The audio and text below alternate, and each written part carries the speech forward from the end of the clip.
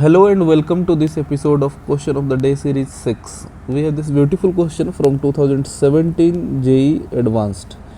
इस क्वेश्चन में पूछा है उन्होंने an ideal gas is expanded from P1 V1 T1 to P2 V2 T2 under different condition.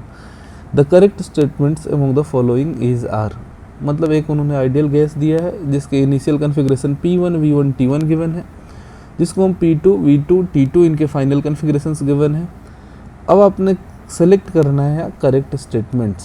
पहले स्टेटमेंट पे हम आते हैं. If the expansion is carried out freely it is simultaneously both isothermal as well as adiabatic. मतलब ये है, A option में ये कहना चाह रहे हैं कि अगर एक्सपेंशन फ्री है, that is if it is the case of free expansion. आपको पता है फ्री एक्सपेंशन में एक्सटर्नल प्रेशर क्या होता है, ज़ीरो. एक्सटर्नल प्रेशर जीरो है तो वर्क डन क्या हो जाएगा, वर्क डन आपको पता है माइनस पी डी वी हम लिखते हैं और पी एक्सटर्नल होना चाहिए यहाँ.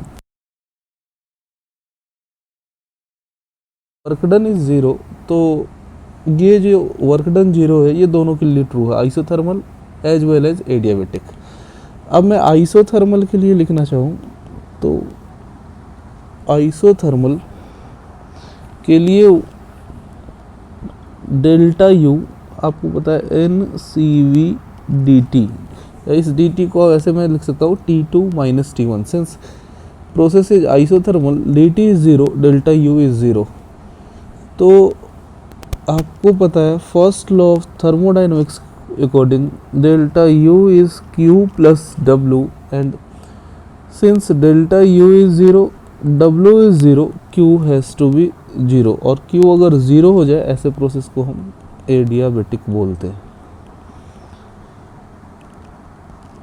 अब इन्होंने बोला कि the process is both isothermal as well as adiabatic. तो यहाँ पे प्रोसेस ठीक बात है, आइसोथर्मल भी है एडियाबेटिक भी है. सिंस एडियाबेटिक क्यों है, तो एडियाबेटिक अगर मैं एडियाबेटिक प्रोसेस की बात करूँ, एडियाबेटिक प्रोसेस के लिए Q ज़ीरो होता है, वर्क डन फ्री एक्सपेंशन है इसलिए ज़ीरो है, तो डेल्टा U ज़ीरो है. मतलब यहाँ पे आप देखोगे Q W डेल्टा U, या यहाँ पे Q डेल्टा U और W ये सारे ज़ीरो है दोनों प्रोसेस में. तो आई थिंक फर्स्ट स्टेटमेंट जो है हमारा ट्रू है, तो फर्स्ट स्टेटमेंट ट्रू है. Coming on to next statement, जो दूसरा स्टेटमेंट गिवन है यहाँ है the work done by the gas is less when it is expanded reversibly from V1 to V2 under adiabatic condition as compared to when expanded reversibly from V1 to V2 under isothermal condition. तो B option में उन्होंने दिया work done पूछा है, and work done उन्होंने isothermal और adiabatic conditions में पूछ रखे हैं. मैं अगर पीवी ग्राफ प्लॉट करूँ और केस एक्सपेंशन का है,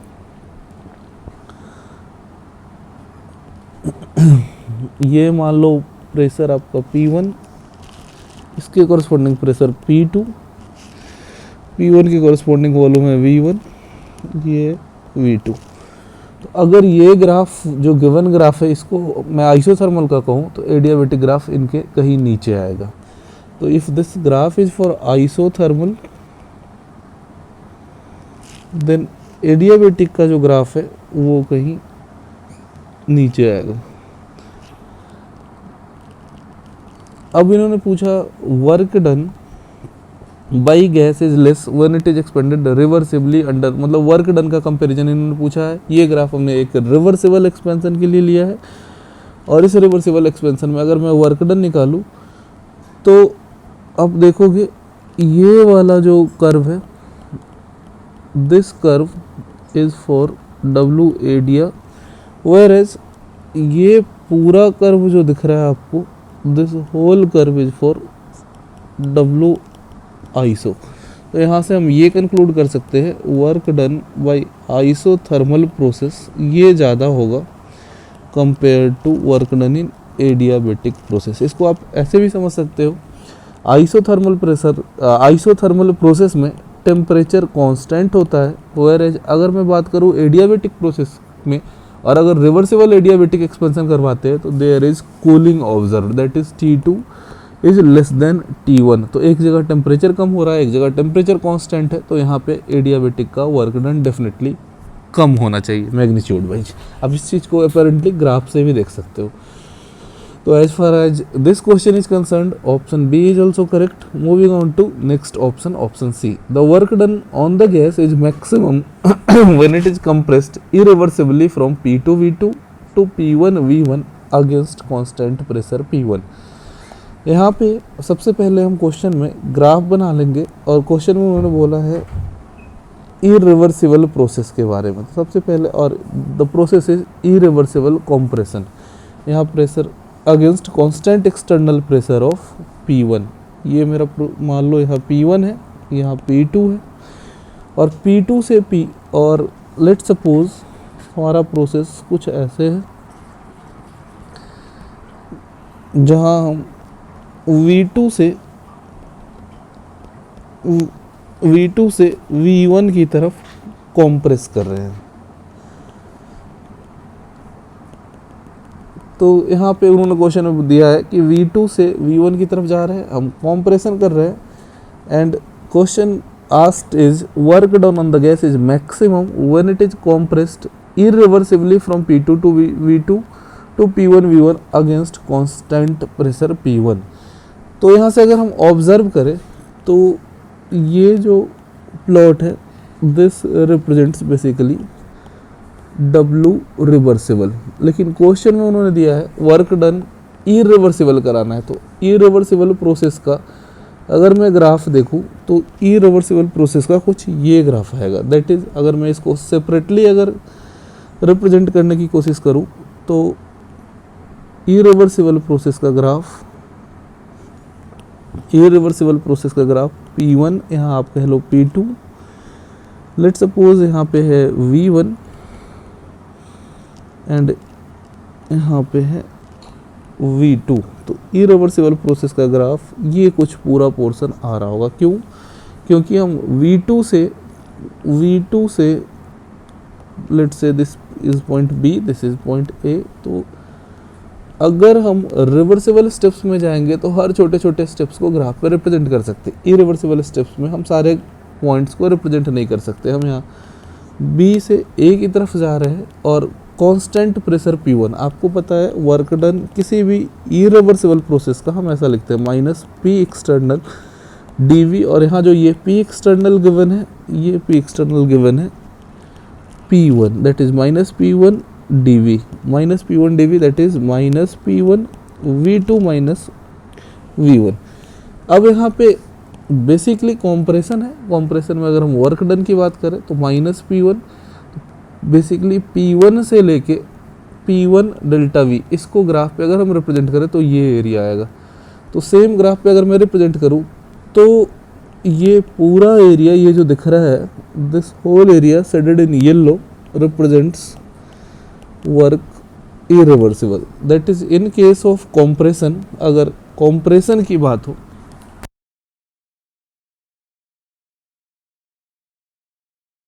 केस ऑफ कॉम्प्रेशन, अगर कॉम्प्रेशन हो रहा होगा तो ये तय है कि इरिवर्सिबल वर्क डन का एरिया जो है वो ज़्यादा है रिवर्सिबल से। और आपको पता है P प्रेशर वॉल्यूम या PV का जो एरिया होगा, it will represent work done.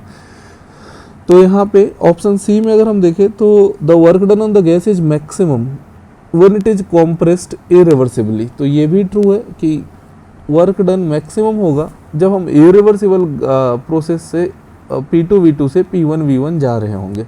Option D की बात करते हैं। ऑप्शन डी जो गिवन है, the change in internal energy of the gas is zero if it is expanded reversibly with T1 equals T2। तो डी में दो स्टेटमेंट दिए गए हैं। डी का पहला स्टेटमेंट जो देखो, तो डी का जो पहला स्टेटमेंट है, मैं डी का जो पहला स्टेटमेंट है इसको देखते हैं। डी में दो स्टेटमेंट इन्होंने पूछा है, एंड डी में जो पहला स्टेटमेंट पूछा है इन्होंने, the change in internal energy of the gas is zero if it is expanded reversibly with T1 equals T2। जब T1 इक्वल्स T2 होंगे, दैट इज प्रोसेस हमारा होगा आइसोथर्मल। और आपको पता है आइसोथर्मल प्रोसेस के लिए चेंज इन इंटरनल एनर्जी हम ऐसा लिखते हैं N C V D T, since T one equals T two that is T is constant, ये वाला टर्म क्या हो जाएगा, D T will be zero and delta U will be zero. तो इस पहले स्टेटमेंट की मैं बात करूँ तो फर्स्ट पहला स्टेटमेंट ट्रू है। यहाँ एक और स्टेटमेंट है, दूसरा statement, work change in internal energy is positive अगर हम एक्सपेंड करें रिवर्सिबली अंडर एडियाबेटिक कंडीशन, जब T1 T2 इक्वल नहीं होंगे। जब हम बात करते हैं रिवर्सिबल एडियाबेटिक एक्सपेंशन की, तो आपको पता है रिवर्सिबल एडियाबेटिक एक्सपेंशन में जो फाइनल टेम्परेचर होगा वो इनिशियल टेम्परेचर से कम होगा। दैट इज़ अगर मैं डेल्टा टी की बात करूँ या डी टी की बात करूँ तो ये निगेटिव होगा, और अगर मैं डेल्टा यू लिखूँ तो delta U is N C V D T, N positive में सी वी पॉजिटिव है तो एन डी टी निगेटिव है। That is overall delta U जो है निगेटिव होना चाहिए। यहाँ पे अगर मैं स्टेटमेंट के अकॉर्डिंग देखूँ तो यहाँ स्टेटमेंट में इन्होंने ये बताया है कि डेल्टा यू इज़ ज़ीरो जब इसको हम आइसोथर्मली एक्सपेंड करते हैं। हाउएवर क्वेश्चन के according this is given positive जब इसको हम रिवर्सिबल एडियाबेटिक एक्सपेंशन इसका करवाते हैं, जो कि यहाँ पे ऑप्शन गलत आ रहा है। क्वेश्चन इसका स्टेटमेंट 1 करेक्ट था बट 2 रॉन्ग था, तो इस क्वेश्चन में डी जो है ऑप्शन वो रॉन्ग माना जाएगा, क्योंकि दोनों स्टेटमेंट करेक्ट होते तभी करेक्ट होता। तो this is a very beautiful question and concept, this has been asked from the concept of first law of thermodynamics. Thanks for watching.